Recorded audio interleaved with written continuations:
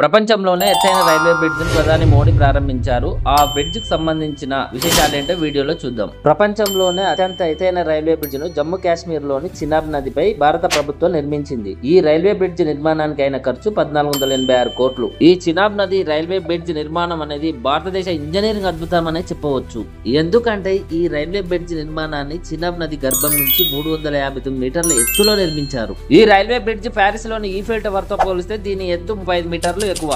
దీనికంటే ముందు చైనాలో ఉన్న షుబాయ్ రైల్వే బ్రిడ్జ్ 275 మీటర్ల ఎత్తు పేరిట ఉన్న ప్రపంచ రికార్డును చినాబ్ నది వంతెనపై నిర్మించిన రైల్వే బ్రిడ్జ్ అధిగమించింది.